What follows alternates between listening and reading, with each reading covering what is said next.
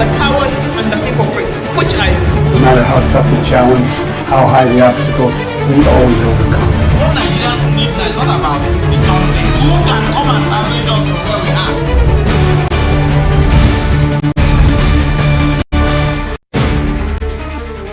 Representing people. Mr. President, my people are under siege. I will place economic stability and confidence. Good morning and welcome to Open Conversation on Atlantic Television Network. Open Conversation is the network's flagship political platform through which trending political news, events and stories are discussed with stakeholders. Through these conversations, ATN uses political talks about specific issues, party system and actor to explore hope and engender positive impacts to the society. Today on Open Conversation, we look at these stories. First, Abia State. APC insists Uche Oga remains suspended. And on PDP crisis, Makinde Bala facing tough decisions 2027. And on politics, PDP blasts APC, cites City Boys disruption. And on governance, ADC slams APC over worsening economic hardship. Ahead of 2027, Josh Turner says God will intervene for PDP. And ICPC forcing me to cease all political activities, El Rufai alleges. We are open for sponsorship of the program, advert placements, news, events, coverage, and commercials. Watch us live on our website, www.atlanticnetwork.tv. On Facebook and YouTube, Atlantic Television Network. You can also watch us on Avo TV, Niger TV, and Ifastech TV platform. You can connect with us on our ATN socials by subscribing, like, and share. Facebook and YouTube, Atlantic Television Network. Instagram and TikTok, Atlantic TV Network 1. And on X, Atlantic TV Net. We'll go on a short break, and when we come back, we'll delve right into the show. Do not go away. I've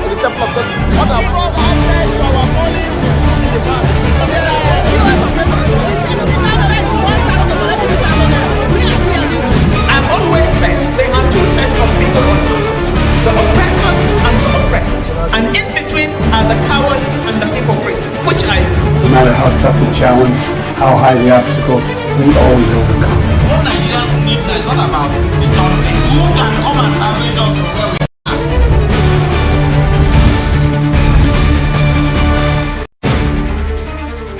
Representing people. Mr. President, my people are under siege. I will place economic stability and confidence.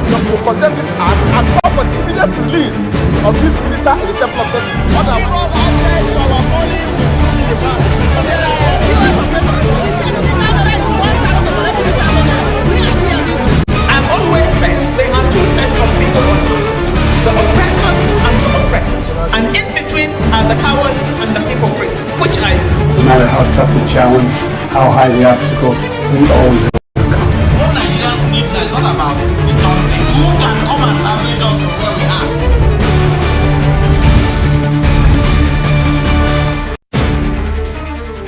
Representing people. Mr. President, my people are under siege. I will place economic stability and confidence.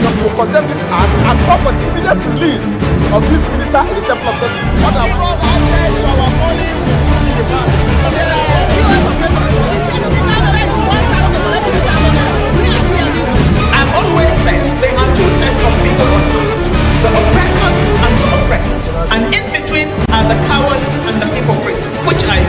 No matter how tough the challenge, how high the obstacles, we always overcome. What Nigerians need now is not about the country. Who can come and salvage us from where we are?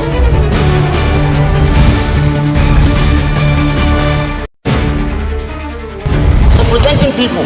Mr. President, my people are under siege. I will place economic stability and confidence.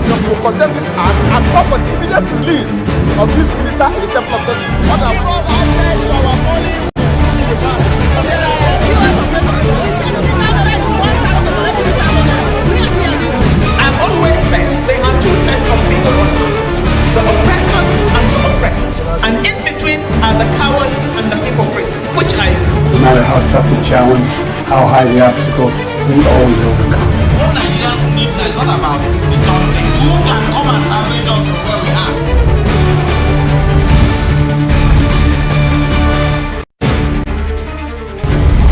Representing people. Mr. President, my people are under siege. I will place economic stability and confidence. To condemn it and call for the immediate release of this minister in the temple of God. On our access to our money.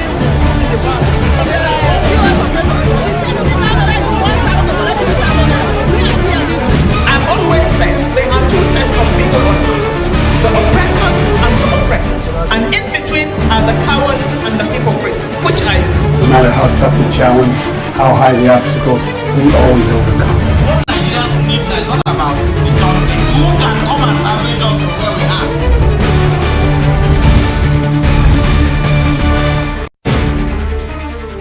Representing people. Mr. President, my people are under siege. I will place economic stability and confidence. to condemn it and call for the immediate release of this minister in the temple of God. On our access to our money.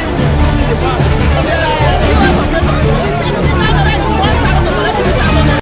We are here. I've always said there are two sets of people on earth, the oppressors and the oppressed. And in between are the cowards and the hypocrites, which I am. No matter how tough the challenge, how high the obstacles, we always overcome. What Nigerians need is not about the country. Who can come and salvage us from where we are?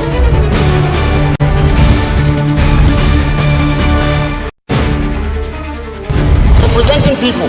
Mr. President, my people are under siege. I will place economic stability and confidence. to condemn it and call for the immediate release of this minister in the temple of God. On our access to our money. She said to me, now there is one time to collect the money. We are here. I've always said there are two sets of people on earth, the oppressors and the oppressed. And in between are the cowards and the hypocrites, which I am. No matter how tough the challenge, how high the obstacles, we always overcome. What Nigerians need is not about the country. Who can come and salvage us from where we are?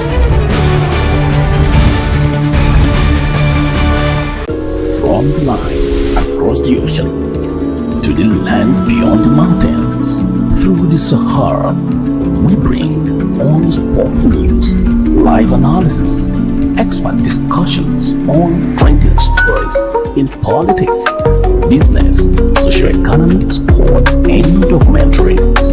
So catch all the updates on the happenings around the world. Stay focused on the fact today. On 18.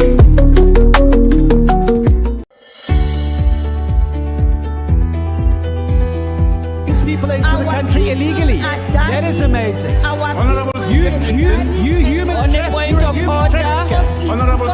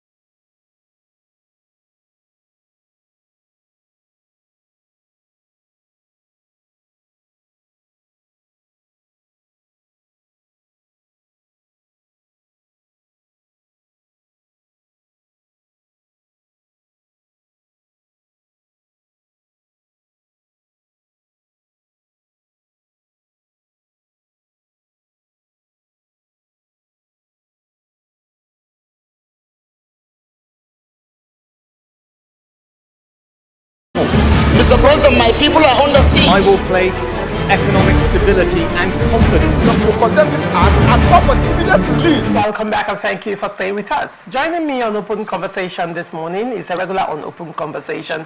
He's a political analyst. He is a member of APC State Executive Council and he's also the leader of ICU. It's none other but Chizi Nyomasla. Good morning, Chizi, and welcome. Good morning, Laudation. Good morning, Nigerians. And then on to the story.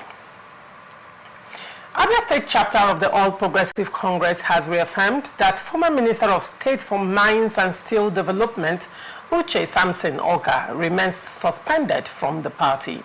The party stressed that Oga lacks the authority to speak or act on his behalf. According to the APC, Oga's suspension dates back to 2022 when his ward in Isukwato accused him of organizing a parallel primary election ahead of the 2023 governorship polls. Speaking after a state working committee meeting in Umuahia, the party's legal officer, Vigilus Nwankwo, maintained that the suspension is still valid and binding. The party also dismissed Oga's recent endorsement of Abia State Governor Alex Oti, describing it as a personal opinion and that does not reflect APC's position. Sources, however, suggest his continued suspension may also be linked to his support for Obi's second-term ambition. Chizi, what is your take on this? Well, if you look at the rider, while you were introducing the matter, you will understand that in the first instance, to have openly endorsed OT. Are you saying that the APC will not have their own Guba candidate in Abia? And then, of course, if the legal secretary, because of course that's the nomenclature that the APC calls their state secretaries. Yes, it's their secretary. The legal secretaries have come out to say that expulsion member of the state working committee. If he was a member of the state working committee, I can tell you that, like I said, every suspension, cost to the world. But when the begins to lift up your suspension, that means you're suspended until the national, even when the national will have to do that, the national have to consult the world. That's why if you're a politician, I doubt if he's a member of the APC, because by that suspension, but if they are suspended it from 2022 till date, it has come to an extent where it can be expelled. He can be expelled from the party. And he is showing it openly. He's showing the fact that he has lifted up, because the only organ that has the right to so adopt, first to adopt another candidate of a party is the state working committee. The state executive committee. That means that the party would have said, well, even though we are... That is in the state. In the state, yes. All right. That means that the party would have said, well, even though we are from another party, we can endorse another political party, not any single individual. And he wasn't a member of the state working committee. Well, the APC has said it is his personal opinion. It is. And that is his personal opinion. Oh, sure. So if it is his personal opinion, he is speaking as an individual, not as a representative of the party. Why is the party so riled up by that opinion? No, that's what I'm going to say now. For instance, if the party has not decided, you're a member of the party, I'm a member of the party. If I decide now to begin to endorse another party, I've just told my party that is anti-party activity, and I do not belong to the party. That's what I just told them. So my party will have the right to either suspend me based on that. All right. If they so feel. Right? But you're already under suspension for internal party issues, which is that you have conducted a parallel primaries of the governorship, and so they suspended you. So even the party, I would also say to the party, of course, he's not even a member of the party, so he has a right to so do whatever he wants to do, including endorsing anybody that he wants to endorse. The party will go ahead to conduct their primaries and then do whatever. But as it is, until the national or disciplinary committee is put in place to either reverse that suspension, he's still suspended. And again, by the length of the period that he's been on suspension, he can be said to have been expelled, naturally speaking. Because suspension is not indefinite, right? So if he has stayed on a suspension without either interrogating it, through the internal organs of the party, or you go to court if you so wish. If you haven't done that, and the people have not reversed it on their own, and again, don't forget that from 2022 to now, the party has undergone changes in the executive council, right? And so, from one part changes to another, he was just there. Sometimes, for me, even though I may not have heard from him, but for me, sometimes I wonder why some persons who have been ministers, who have been, quote unquote, big things in the state, we don't understand the little things about politics. As a minister, for instance, he is automatically the leader of his party, especially in his ward. It means that even in the making of the World Exco, he was not on ground to do that. If your word can either suspend or expel you, it means you're on ground. You're not, and I mean, even the OT that he supports, especially going by his political level. Even the OT is supporting should know that he's not on the ground. You see, people don't understand it. Sometimes there are certain issues that I will not understand. Or could his endorsement be a way of reaction? No, not reaction. Could his endorsement of OT be a way of opening up talks for possible defection to Labour Party in the state? Then he should do it without controversy. You see, for instance, like I've said, I'm just trying to put up one or two things. If in your word you can be suspended, it's heavy. You think you can be suspended at the national because at that place there are some poor games. But in your word, if in your word you can be suspended, as I talk with you, there is hardly any week, whether I'm in River State or Port Harcourt or not, there's hardly any week, if I'm not in the village, I call my ward chairman and secretary. Means that the person is not a grassroots politician. It's still a grassroots politician.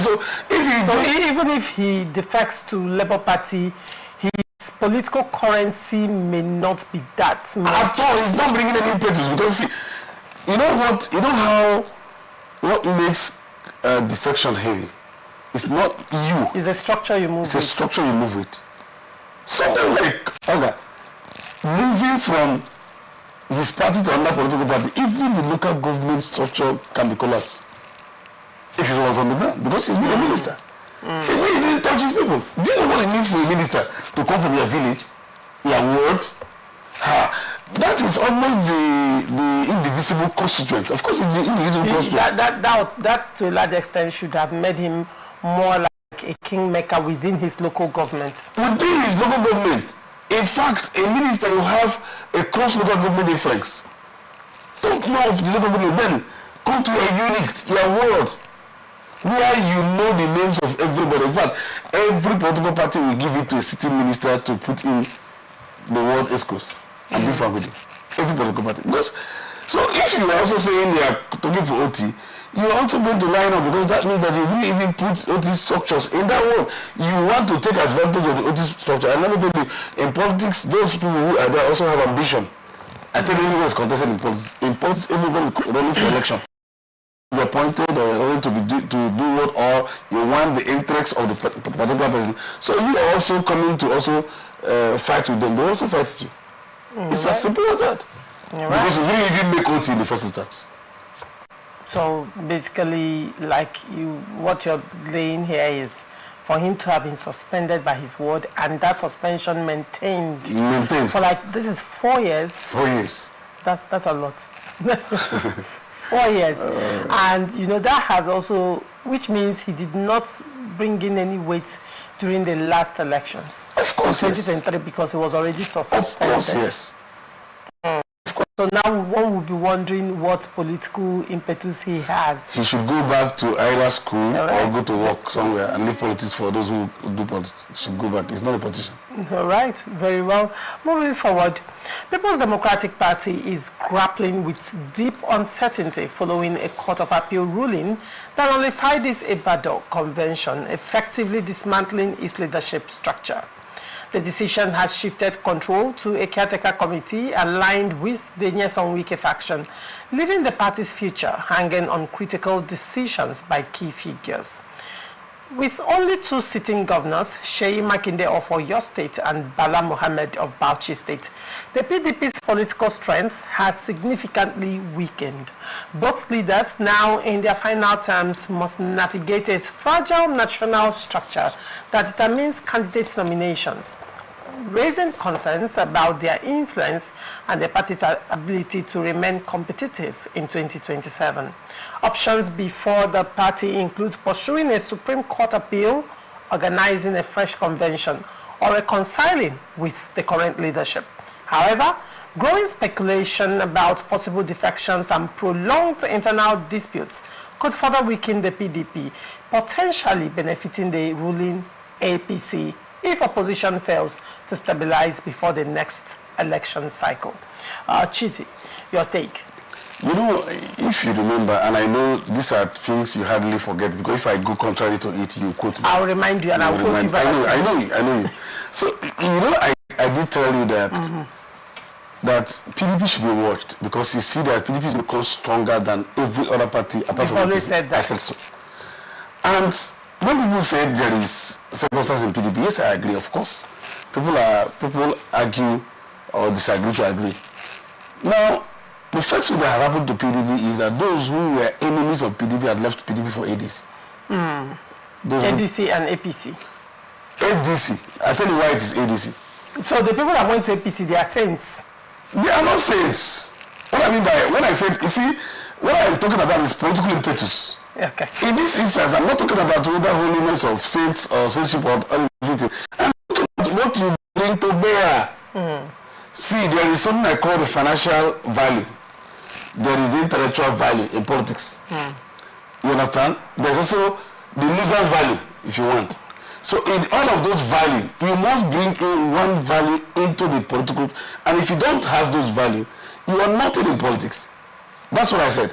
Now, if, for instance, you have, people have said, oh, they have two governors. The APC that you are enjoying today was a shadow of the Tinubu. In 2003, it was only Tinubu as the one that is left. And tell you, the whole party came down to only Lagos. Because that was why Tinubu became the leader of the party, became everything about the party, because he was the only one left. But because he stayed put and worked the party, no wonder when in 2022 or 23 election, he said, it is my turn. Emiloko. And if you look at us, Emiloko, people had adduced it to so many things. What that means, check one presidential candidate that Tinubu didn't work. Tell me one that didn't work for. Atiku. All of them, he worked for them. And so he said, it's my turn for you to work. He never tried it. He never took a shot at the presidency.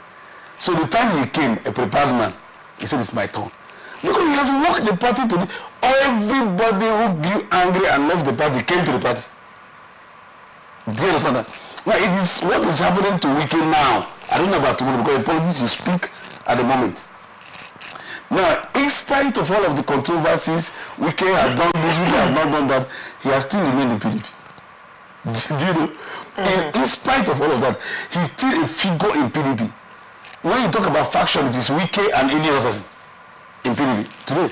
And so, I am telling you that in 2000, I'm going to state this to Nigerians again.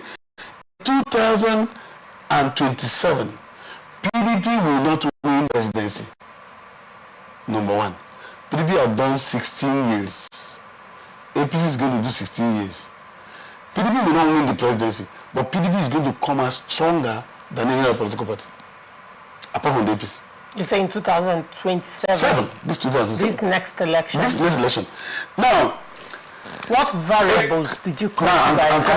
You know, whether you like it or yes, the APC that you have today was majorly, when you have the organic followership of this APC that we're talking about, was majorly the Southwest and the North Central, the core North Central, where you had the APP, right? Those are the people that came together, every person came. Now in PDP, apart from these states, you found out that every other states are majorly PDP. PDP has organic thing. And there are people in PDP that all this while, in these 20 years, have been praying for certain persons to leave so they can also find opportunity. PDP is such that, like I think I mentioned that case one time. I was running an election. I want to mention that I was running an election. You know, that was in 2011. And there was this person that believed in me so much. And I was running the PDP. You know, then you can run, buy from, which is I'm not going to discuss now, and then you go to buy from another political party. This set of people kept voting the PDP. They were voting for me. I don't know. They were voting for me. But because they are too used to the party. So PDP is such that PDP, you have one party that has not changed its emblem. One party that has not changed its name. and that party has remained PDP. Do you understand? Somebody yesterday was actually criticizing APC. And you know what? He was criticizing APC government. He was saying, look at PDP. Look at PDP. Look at what they're doing. Like he was criticizing APC because for him, he was interchanging politics to PDP. So it is practically, you have to come out openly to move these places. And check all of these people who left. These places who left were not those who won the election for PDP. They are not the people who won the election for PDP. No, they are not. It takes, even OT that won in this place, it took sustained, OT has been, it took sustained campaign for more than, for 8 years. Several elections, actually. OT contested in 2017. He has contested severally, yep. OT contested in 2015. Came back in 2019. And they stayed on the same, you know, he was just going. And no wonder OT then became a grassroots name. And I've got this one person that has proven the fact that he was prepared. I can tell you that I'm not a member of the Labour Party. I'm talking about OT. It's prepared, and so you know that he has proven the fact that he was prepared. And so you see that in PDP, for instance, like what I'm saying now. Are you saying that somebody like Wiki decides to vote PDP in the state here as governor, that they will come and win him because he said PDP is not correct? Today, the Court of Appeal has given judgment. At least they said an upper court giving judgment, isn't it? Now the next alternative, like they said, what they had is the Supreme Court or a political solution, which is the reconciliation. Now, there is something I always call when I'm going to a negotiating table. I will tell my people, let's go with what I call 90-10. 90 because you believe that what you are doing, 90, you should mobilize 90 so that you can defend what you are saying. But allow 10 so that you can use it to manage your pride. Should what you are saying is not correct, just to manage a certain level of pride. If not, and so that's what's going to happen to Bala. If he doesn't have that 10%. And Makinde. No. Makinde is a dangerous politician. He's a smart politician. Okay. I'm not talking about Makinde. What I'm talking about is Bala. It's not Makinde. Makinde is a smart. He knows what to do at the points. Maybe he has 10% reservation to say, no, but I think before this thing to a certain level, get it off. All right. So I think, but you will see that PDP, you will have PDP senators, you will have PDP House of Reps, you will see governors of PDP will emerge. And that means that PDP will be getting ready, already. Is it possible for some people that defected to come back when they see semblance of structure and cohesion in the PDP? There is nothing that is impossible. If you know 80% of those... Or are we going to look at primaries when they may want to go back to PDP? No, but if you go back after primaries and you don't win, except you just want to support the party, because you won't also be on the bylaws. Candidate, all right. You can't be on. There are two ways this can happen. If you notice that 80%, okay, let me be economical. Let me say 50% of those who defected, especially the governor, are defected not because they like APC, not because of anything, but because they are afraid that should they be in PDP, that this crisis may linger to an extent where they cannot be candidates. Do you understand that? And so you may see a U-turn on that. Then you can also see that after the election itself, you see in politics,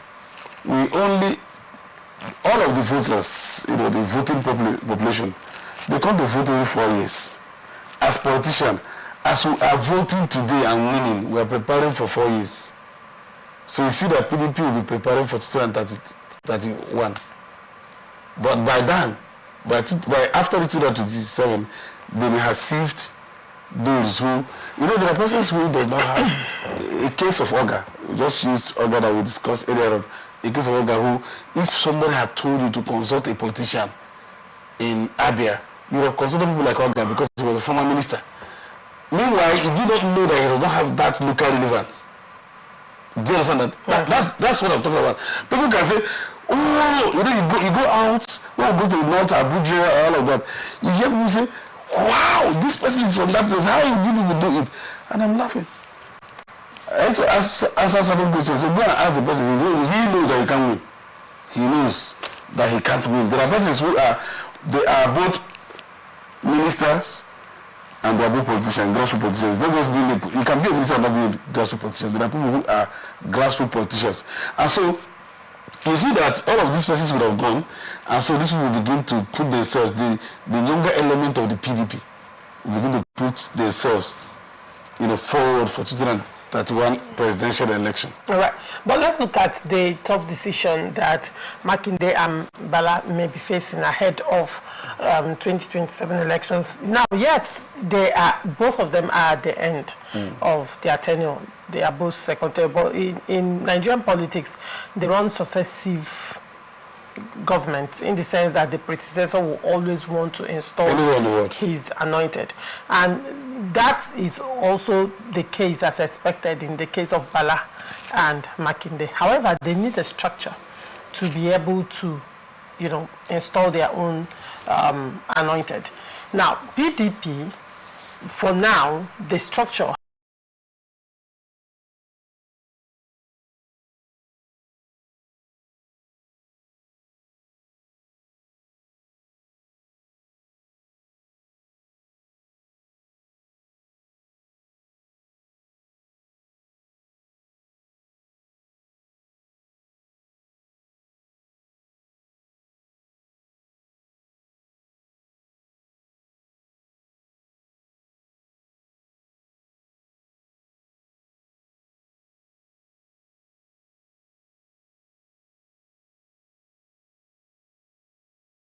that will play out in the case of Sheyi Makinde. However, on the side of Bala Mohammed, I am wondering how that will go.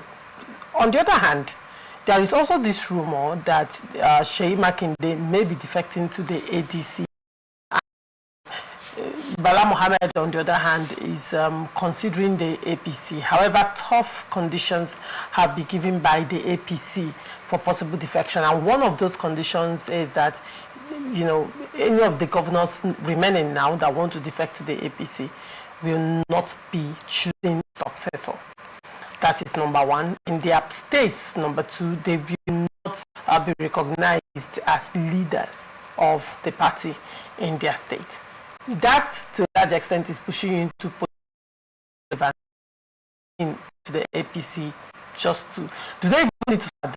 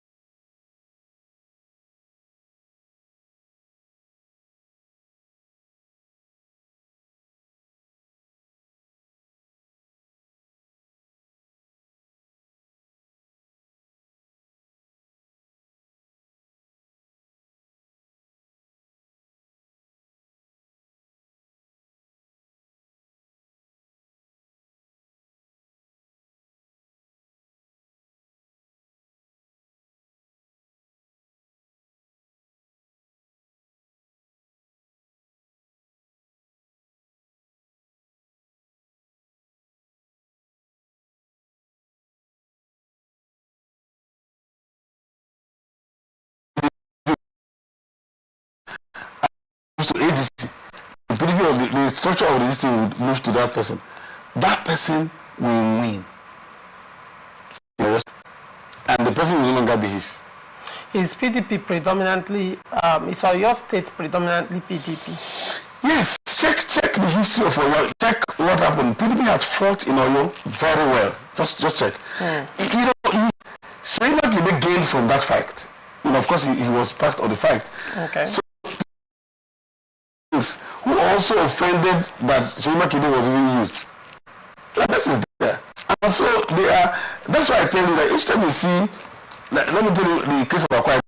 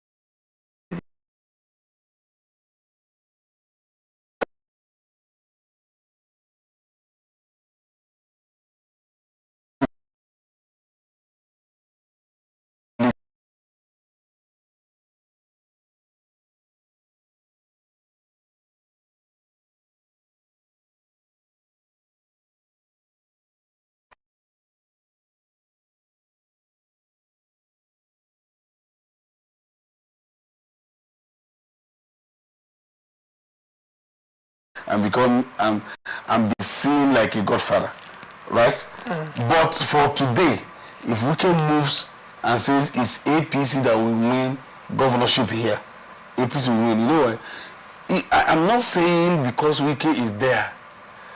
I had fought Wike severally, but I'm telling people that if you see the organic followership, the kind of followership that Wike has changed this field. You know, before it was Wike who give them command. Wike had changed it to where the unit takes decision on certain things. And that is very, very, very dangerous. You know what I mean? That means that Equity will sit down and say, sir, we want this. They will come together and say, this is what we want. And Wike will not go and fight for that one. All right. He will not be to fight to make sure that thing they want. That's why no matter what you tell Wike there, he said no, because he knows here now that the boys are saying we must be this. Okay, so for you, for Makinde, it would be a great mistake for him to defect to any other party now. Yes, now. And Bala Mohammed is still the same for Bala Mohammed. Bala Mohammed is, let's say, wants to kill his political career. Correct. Interesting. So, which means the only option they have right now is to push for political reconciliation. Reconciliation, stay there and reconcile. See, I don't know why we push pride more than. I hope you know accepting defeat is also a strength. All right. We'll still come back to PDP situation when when we discuss the statement by Judge Turner, now bringing God factor into politics. We'll still get there. But before we get there, PDP, People's Democratic Party, has strongly rejected claims by the APC National Publicity Secretary, Felix Morka, that it is no longer a viable political party, describing the remark as delusional and misleading. In a statement by its spokesman, Ini Emobong, the PDP insisted it remains active despite recent defections, accusing the ruling party of using inducement and pressure to weaken the opposition. Emobong further alleged that Nigerians continue to reject the APC, pointing to challenges in its membership registration process. He claimed some APC governors inflated party registers using state empowerment program databases, while also accusing Morka of promoting propaganda to defend what he termed the failures of Tinubu-led administration. Highlighting the City Boys movement saga, the PDP cited the recent disruption of the group's event in Owerri as a warning sign of growing public discontent against the APC. According to the party, the incident reflects wider resistance the ruling party may face nationwide as political tensions build ahead of the 2027 elections. Chizzy, we are now at your doorstep, the APC. What is your thought on this? I'm very much interested in the City Boys disruption, the City Boys movement. Well, there are a lot of myths up there, you know, right. And I want to take them out one after the other. All right.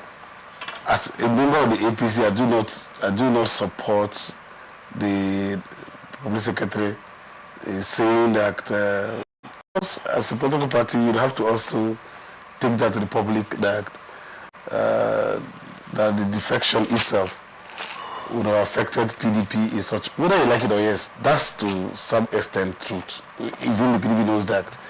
The reason why people are defecting is all of that. But like I've told you, that if we take that for granted, as a party, then we may be facing a challenge that we may not surmount. Because don't take people for granted. Like I've told you, I've analyzed before now, you know, the organic followership of the PDP, how people, you know, people are growing on a daily basis. Some people want to move, some people want to replace people. The fact that you're a governor does not make you a political figure. There are persons, I can tell you, there are one or two persons that can remain in a party and cause major changes. Do you understand that? Mm-hmm. And don't also forget that, remember that in 2015, for instance, that the PDP has so many governors, and yet things were upturned. Even though that alliance and this alliance cannot be seen as the same, because in that alliance you already have about 9 sitting governors who are also politicians who are working with the APC. So, but I don't like taking that for granted for me as a person, because we need to work. And no wonder I like the River State impetus, especially the Rainbow Coalition. We don't take anything for granted. We want to campaign. We want to work here.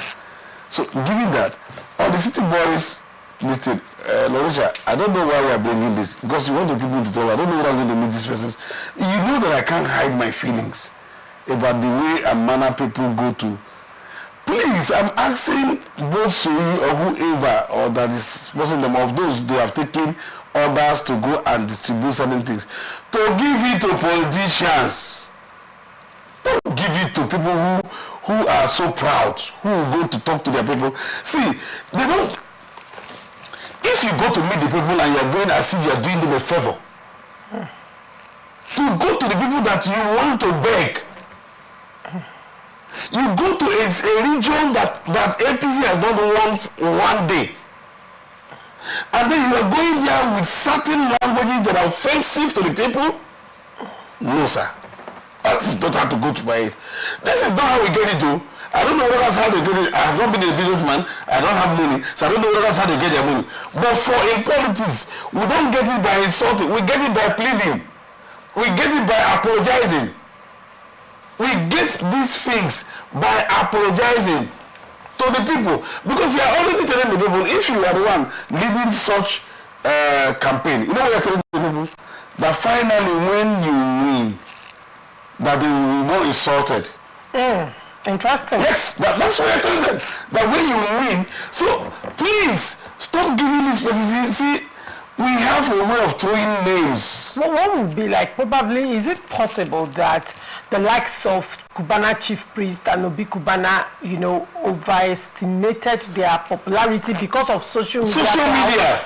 You know, where you have persons like Obi Cubana making a statement when he went to visit Governor Mba, and he was saying things like the Igbos lack knowledge. Right? If he said, you started what you call City Boys movement, and you now say the Igbos lack knowledge and all sorts. Now, by making that statement, you know, if he had said some, it would have been different. So now, Igbos are now asking Obi Cubana a question.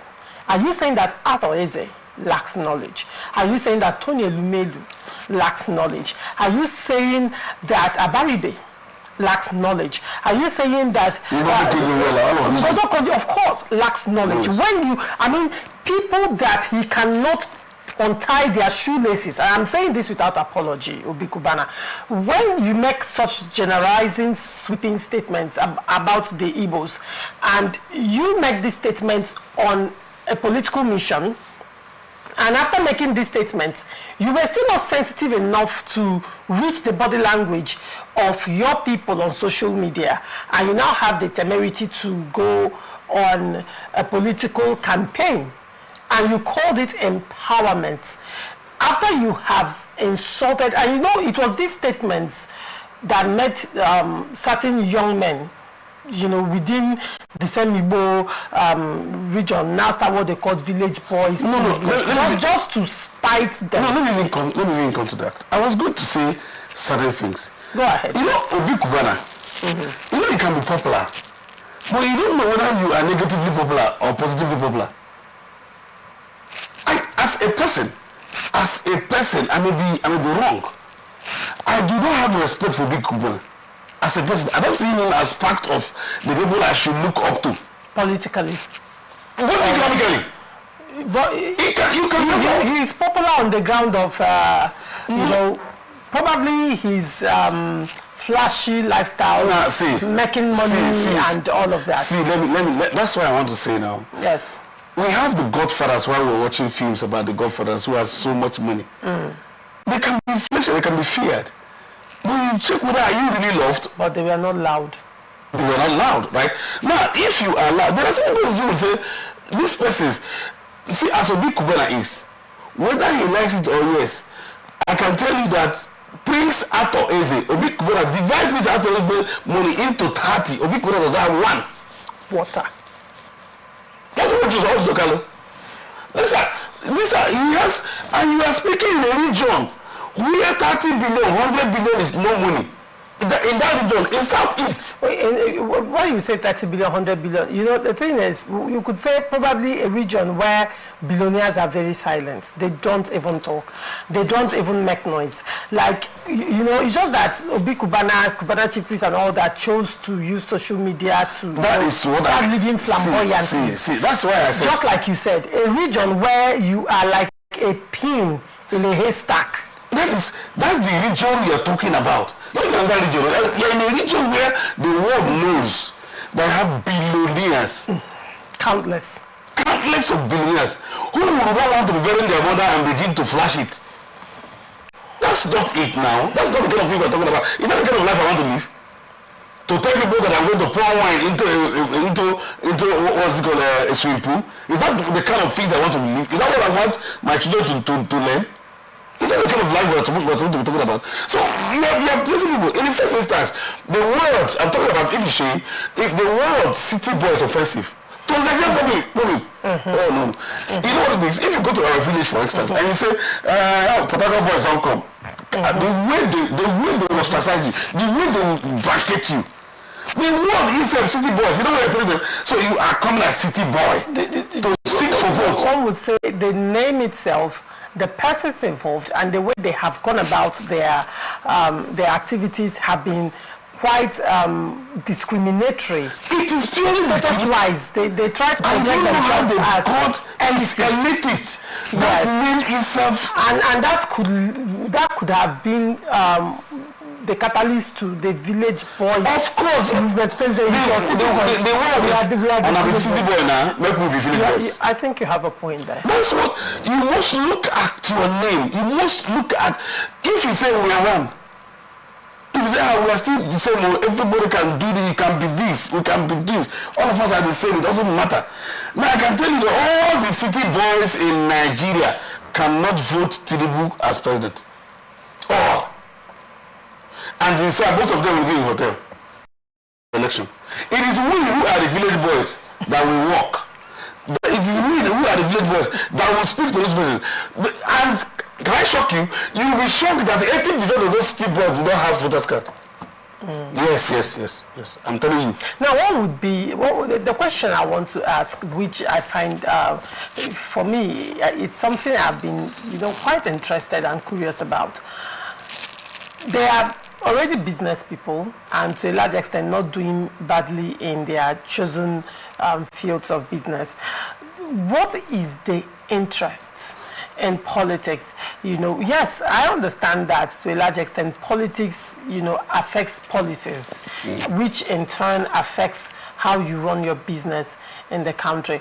But one would say to a large extent, when you come to politicking, none of these people can come out to claim to be grassroots politicians.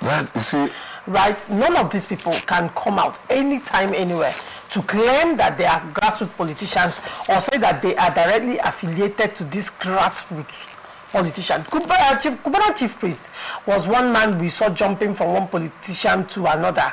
Right, from this particular person, he heard the next day he's with this person. Probably he was trying to build political clout.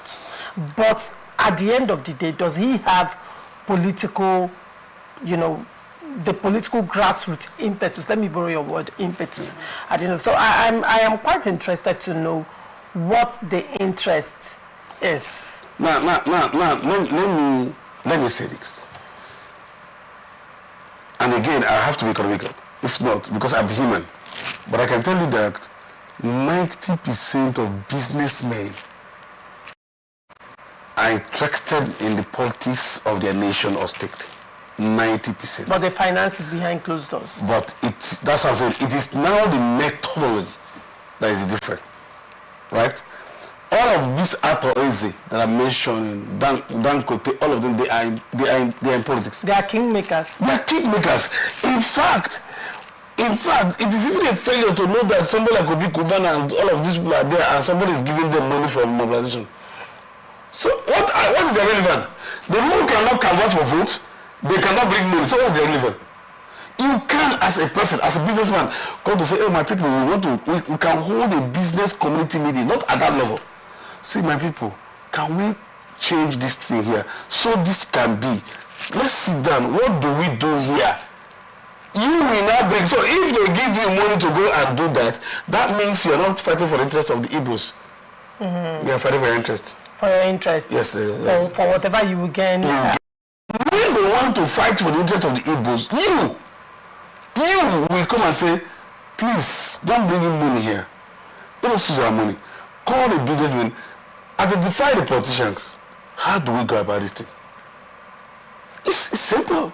There was a question that some of the Igbos, we are now discussing it with regards to the Igbos because the City Boys movement are Igbos generally, and the attack was on Igbos too. Now, one of the questions that Igbos have been asking Cubana Chief Priest on social media is, there was a time when Cubana Chief Priest traveled to London, and he came on social media to, he had a lot to say about the federal government, and he said that he was sick and I watched that video myself and could not access proper medical care in Nigeria. Busted Nigeria's epileptic medical care system and said that it's so bad that he has to go to London to seek for medical care, and he was now wondering, for people who do not have that fund, how are they going to cope, and that people were just dying carelessly, preventable deaths. Now, this was the same Cubana Chief Priest that was so opinionated about healthcare system, lambasting the government on certain areas that they were not doing well. This is the same Cubana Chief Priest overnight, because last time I checked, the healthcare system has not been fixed yet. Now, this Cubana Chief Priest is the same person who has now done a U-turn to say that he was a fool for not voting Tinubu. Nigerians are now asking, particularly the Igbo people, is it not the same person whom you accuse this government of not being, handsome in medical care? Okay, let me say this. Elon Musk didn't support Trump in his first. But supported him in second term? Yes, Elon Musk didn't support Trump in his first term as president, right? But in his second term, as a businessman, there are certain interests he wants to push in the nation, and so he believes that a Trump can bring it to bear, right? So that swap can happen if you believe so.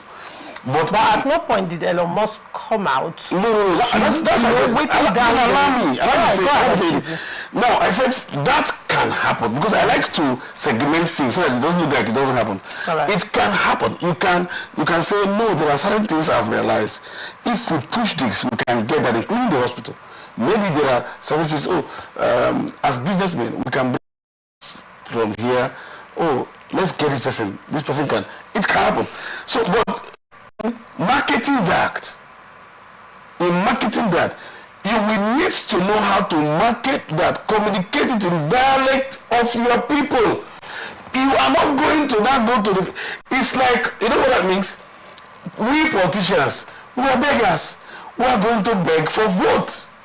And now the person you are begging is your master, who is the customer in the business technology. You are going to beg your master. You are telling your master you don't have knowledge. You don't have knowledge, you don't know anything. Then but vote for me. So that you will infuse the knowledge of the person. Or what? See, brothers, we know we have been off the central cycle for a very long time. And that's because of what we believe. But hear me, that's me talking. Hear me. The temperament or something of the nation does not allow for, because people will suspect that you may go for a third term. So the best thing for us is, can we just get this place and get it little by little, get back the presidency? I can say that. I can say it like that.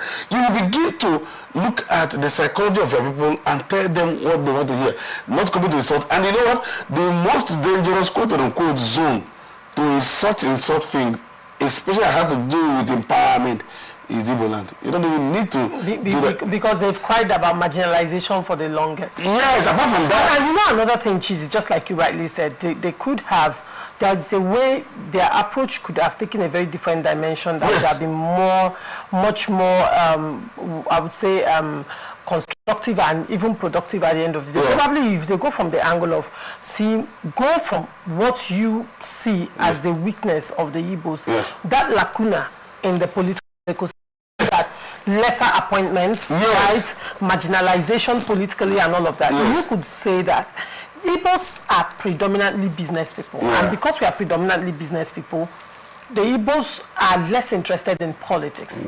However, it is now beginning to affect us, and you can give instances of certain policies of previous governments and probably the present that has affected, you know, the businesses negatively, and say that, come from the angle that for us to even make a move and change things, we need to be hands-on right now, right? And this is the reason why your sons who have become successful in the business, we have come back because we now want to be active in politics and influence things in a way that it will favor us and our region as well. Now, moving forward, you probably start with a town hall meeting. For us to even, we need to be hands-on. Now, probably you want to present a candidate that is not that popular, and you know that people, you might present it from the angle of, yes, this candidate is not that popular. Yes, this candidate has not, or this particular government has not favored us.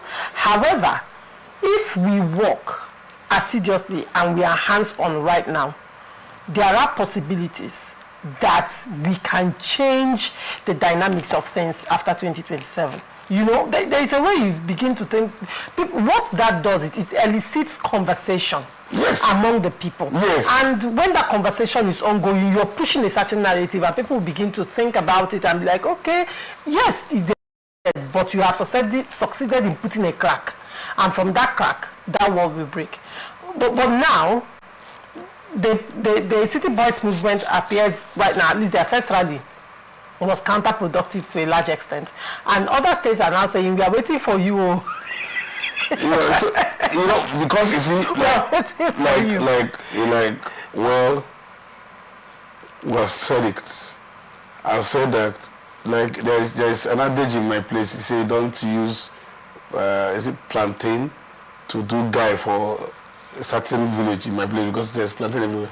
Okay. So you don't take machines and those things for in Igbo land where people have land that people produce it, people do all of this. Like we have said, you can change the method, even the name is offensive. The faces now can no longer sell that market. Those faces can no longer sell those market. Those faces should call a stakeholders meeting and fund it. Can I also shock you? Politics, I say it did this. Politics, even the politicians in APC who knows that you would have used your contact to get such contact and begin to do something can also fight you via the back door. Yes. That's politics. They can say, look at this, they want to come and take over. It will not, they now see a political shift, a paradigm shift that will not favor them. Yeah. No, yes, because what you are talking about. Because their interest is not being covered right now. It's not being covered. You are taking over the and then you came back like, it's like, if he knows this person, we know better. If he knows this person, we know better. So they're coming from a place of arrogance. We are the city boys. We know them. What is city boys? I understand it. So we are the city boys. And so we so even then, even politicians can fight it though. Okay, let me see whether you are the one to market this thing. Look at you. Chizzy, you hear Igbo, right? Yes. You know this statement that Igbos usually make when they say Igbo Nweze. That's it. Igbos don't have king, which means whatever you are is inside your house. Let me use that language. Igbos, they have that mentality. Whatever you are, it's inside your house. And they also make this, they make this parable, like when a king commits abomination, you wear a veil and tell the king the truth to his face. And that's the way Igbos are. Now, one would say for people who have gone through this, attend that, for some of them, attend that position through apprenticeship system of business. They should have understood the culture of the Igbos and what the Igbos are made up of and how the Igbos think and how the Igbos behave. In fact, Yorubas are much more humble than Igbos. Igbos are not humble in a lot of ways. And now you have come to make yourself the king. When they have people they actually look up to, and you know it's a different ball game if the city boys, and again, had it been probably as they came, probably let's say they came to Imo State and went to certain who is who to pay, visits and let the people, because they'll be observing them and know that, oh, they came here, they went and visited this person, they went, and before they even came, probably they went to Ateze's house, even if it's in his absence, to go and tell Ateze, oh, we are here, that kind of thing. The Igbos will now start looking at him, okay, these people at least they have small sense in that aspect. I'm not saying they don't have sense, by the way, but then they know what I am saying. No, they are saying that they don't have sense. But they are saying that Igbos don't have sense. So, and the Igbos, so they are the one who says so. So now, when they have acted all that way, made all that derogatory statement, and then now come and say they are doing empowerment, the people you're coming to meet know that you're not coming to do empowerment. They know it's a purely political movement because, the son of the president was there as well. So they know it was purely political. And you're coming to meet people that you have already riled up. You have already insulted over time. You have already told them that they are the scum of the earth. And you now want them to. So what they have done is they are telling you, probably they have to go back to the drawing board, and this time around, engage politicians like Chiz in your masla to do PR for you. I think they are in desperate need of PR because, for them to engage me, they have to change the name. I'm not a city boy. So what name do you propose? Already there are people that are answering village boys now. There is the market square board, there is everything, but we have to see, this whole thing. One thing about human being, here. Let me tell you, there are meetings you call, people will not go. The question will be who is calling that meeting? I said, what? Why? But I also understand human being. You see, because of this social media hype, you begin to overrate your person. You become what I call you guilty of personality coordination. You feel that you can call everybody and they come. In fact, you can tell Igbos. That's one thing I used to see this Nollywood guys, when they bring them in politics, they will think because you are you're already popular. On screen. That is the popularity we're talking about. That's the popularity we're talking about. I may not have the name that you have, but to win an election here will be difficult. Because I know the language and the dialects. All right. Moving forward, African Democratic Congress has criticized the All Progressive Congress over its defense of President Bola Tinubu's economic reforms, insisting that Nigerians cannot ignore the worsening living conditions across the country. The party argued that recent policies, particularly the removal of petrol subsidy, have deepened poverty rather than improved the economy. In a statement by its National Publicity Secretary, Bolaji Abdullahi, the ADC dismissed APC's claims that the opposition was inciting Nigerians, stressing that its position is backed by independent data and surveys. The party cited figures indicating that poverty levels have risen significantly, with millions more Nigerians struggling to meet basic needs amid rising fuel prices and inflation. ADC further questioned the government's management of subsidy savings, highlighting concerns over limited investment in critical sectors like healthcare. It maintained that the reality faced by citizens, rising costs, limited access to essentials, and widespread economic distress contradicts the APC's narrative that reforms are delivering positive results.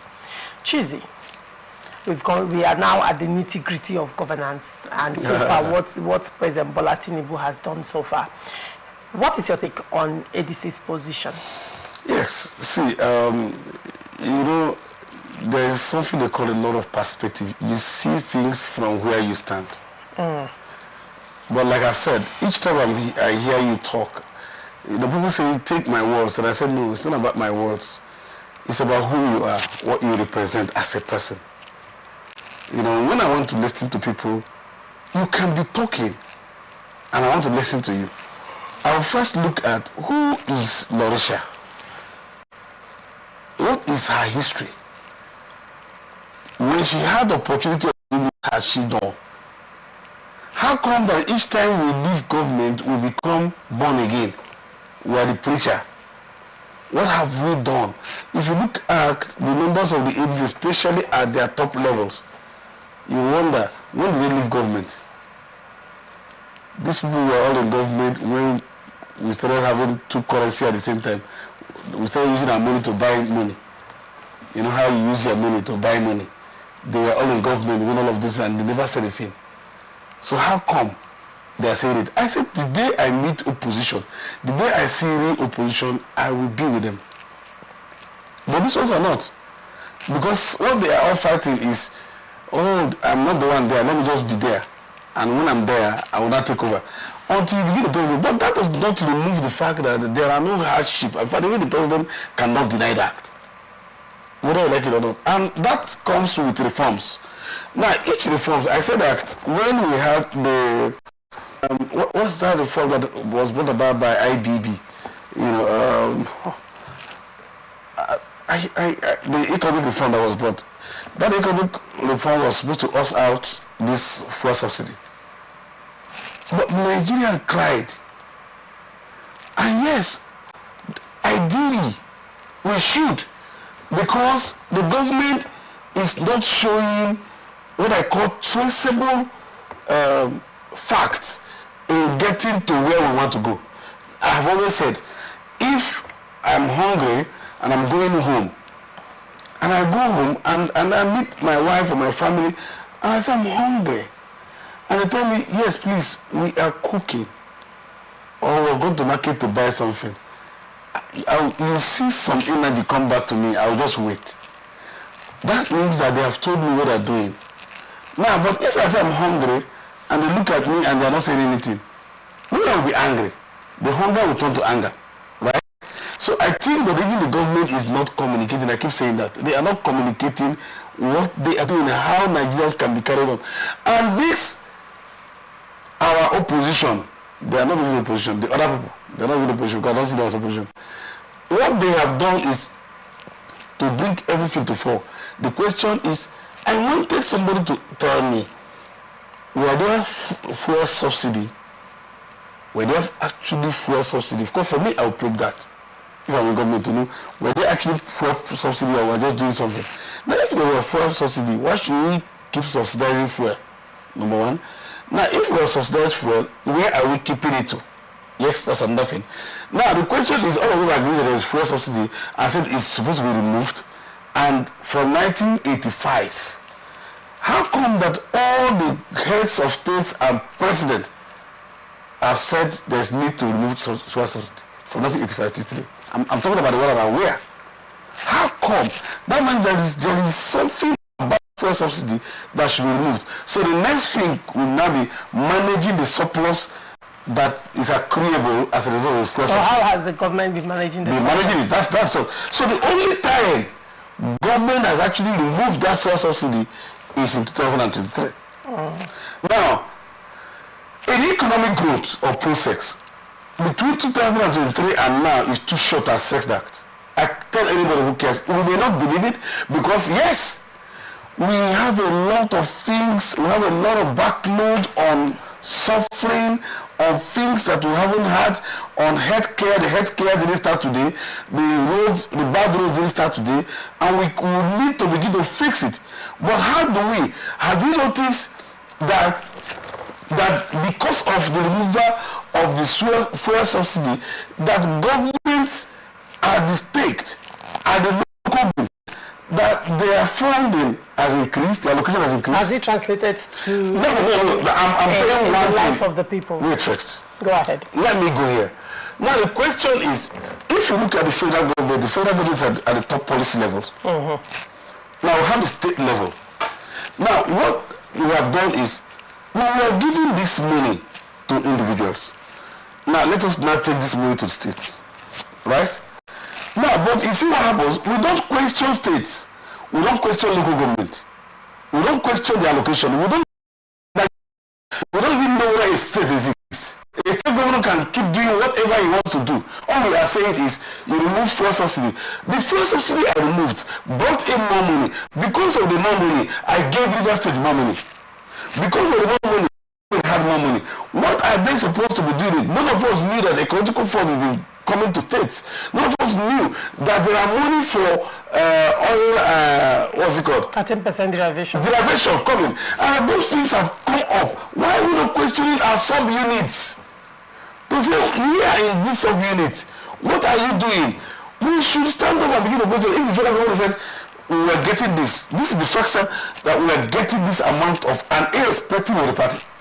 Now, one would say to a large extent, Chizzy, yes, at some point, President Tinubu had actually told media to question their states and local governments with respect to funding and development. But then, one would take a backseat to ask if the government prioritized properly in giving states that over time have been quite financially responsible increased allocation, when there are more pressing issues that if decision is taken at the national level, it trickles down. When it comes to power, the people holds the federal government responsible. Yes. This is a situation where the federal government is owing 3.3 trillion naira in gas, now making Nigeria to be in blackout because Gencos can no longer easily access gas to give electricity, right?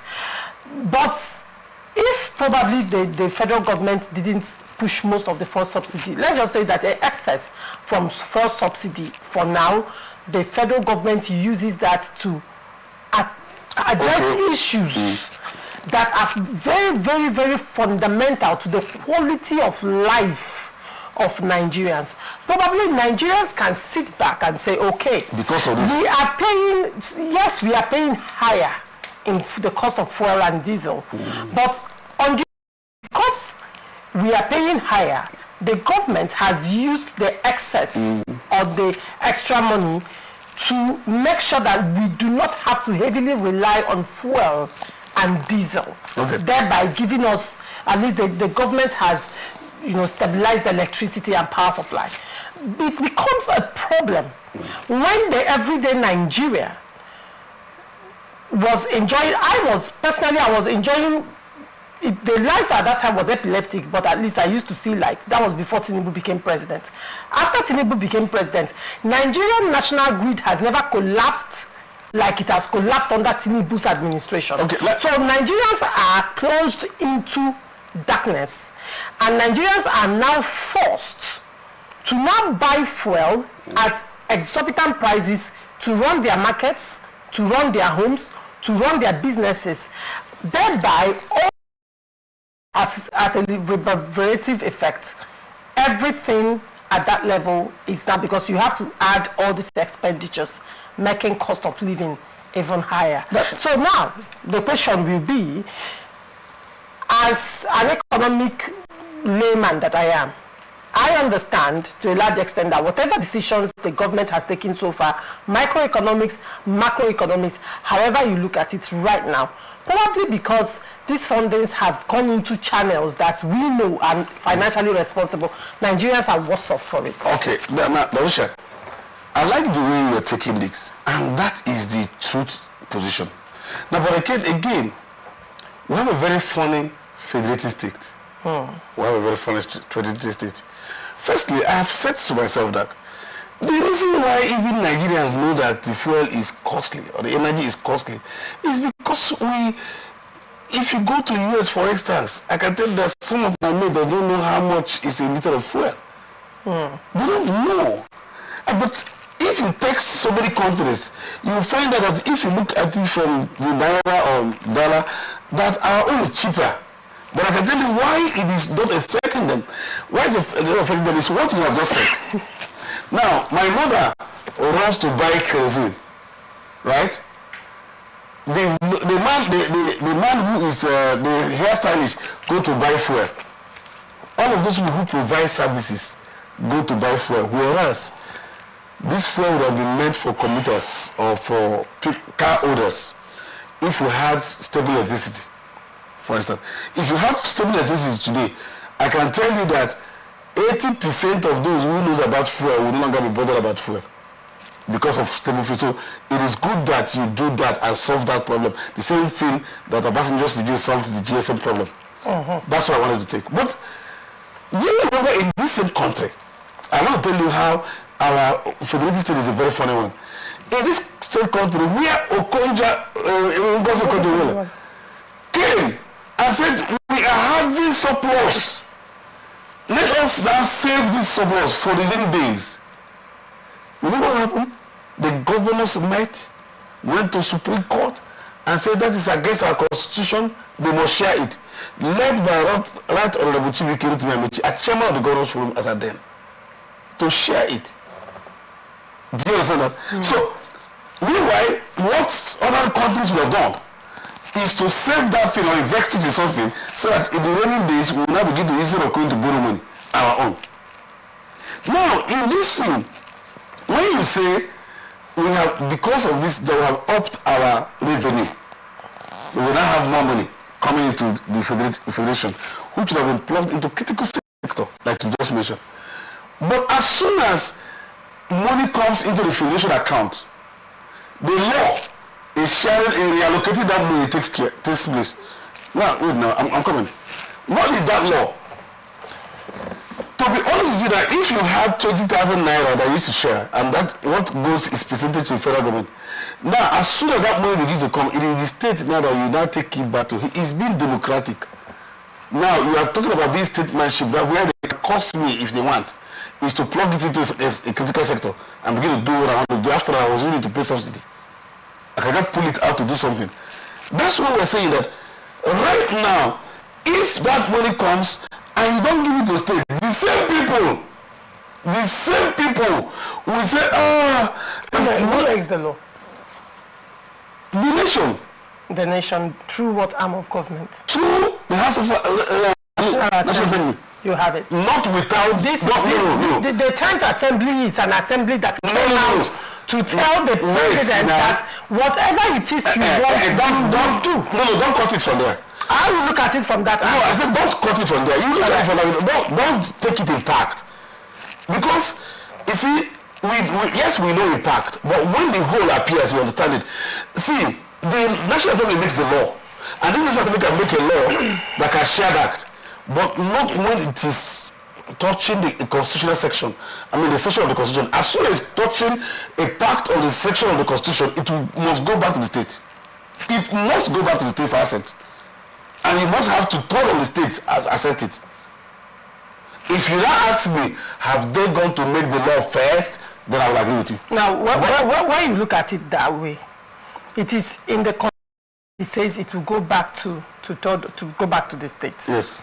Now, the same National Assembly can amend some of these faulty constitutions that frustrate certain sensitive laws from being passed. No.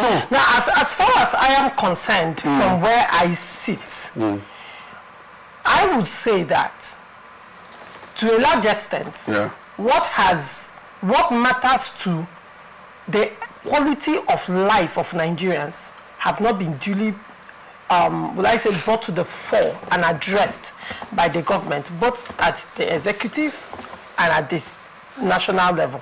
Now, this is the 10th Senate that passed the fastest law in the history of this country, and that is the national anthem.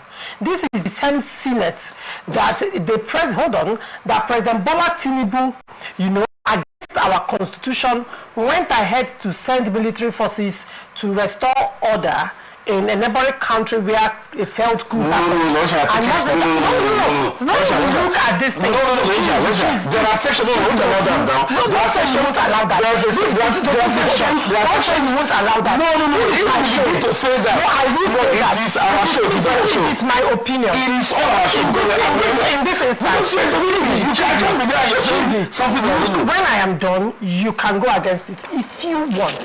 Yes. But when it comes to this show, as a journalist, I will say what I know. You can have another position because, of course, you're APC, and of course, you have to defend the government. But from the angle of everyday Nigerian who may not have the opportunity to have the platform that I have, one would say it is the responsibility of the National Assembly to make laws. Yes. Also, it falls on the National Assembly to amend laws. Laws can be amended. Yes. Have they not been amending laws? No. The National Assembly and this government amend laws, electoral acts, in order to tweak certain things to favor certain things. It doesn't matter. It doesn't matter. It doesn't matter. But when it comes to the life of Nigeria, it begins to matter. See, what I wanted to say, you have always stressed on this platform that you have stressed that we shouldn't give the wrong education to the public. Yes, of course. And the wrong education to say that all sections of the constitution can be amended single-handedly by the National Assembly. No, that's not what I said. No, I said, can that section, I asked you a question. Yes. Can that section that says that these issues must go to particularly sensitive matters like this, that affects us as Nigerians, that the state must approve it? I asked, can it be amended? The section can it be amended? The section you're saying that it is a bureaucracy that will be impossible for the National Assembly. It's not bureaucracy. I'm not saying bureaucracy. What is it then? It is in the bureaucracy. Executive laws can override it. It is constitutional. When I say constitutional, is there's a section of the constitution, for instance, the electoral law that you have just mentioned, that has given an exclusive power to the National Assembly. There are parts, and that one they can manipulate or do well. All right. In the section that gives concurrent power, they cannot do that except they go for constitutional amendment. That's what I'm just saying. That is, if you say that the president sends. So when I said that, why can't constitutional amendment be done? Why didn't you hear that one? No, I said so that constitutional amendment is ongoing. Oh, you don't know? So constitutional amendment is ongoing. I don't know. One would say to a large extent, what are the parts of the constitutional amendment, and why is the National Assembly not making it very public? Now, the chairman of there are a lot. Realistic in this country. You know, we need to start saying the truth. Yes. You see, let me tell you something.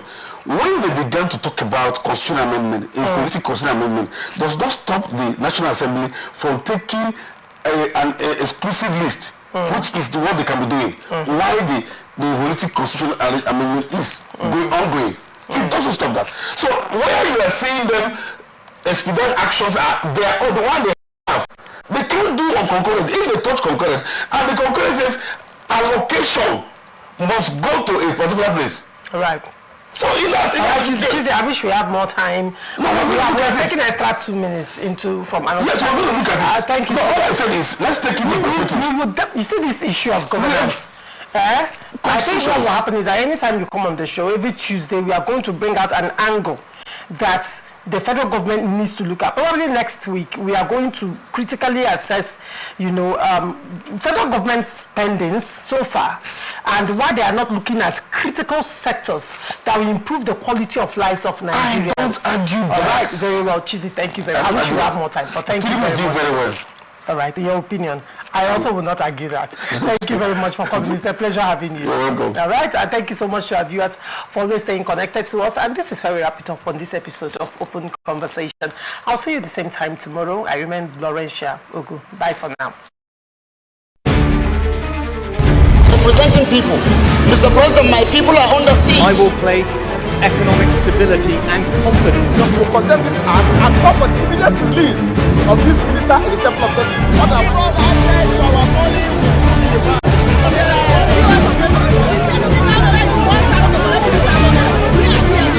I've always said there are two sets of people on earth, the oppressors and the oppressed. And in between are the cowards and the hypocrites. Which are you? No matter how tough the challenge, how high the obstacle, we always overcome. All Nigerians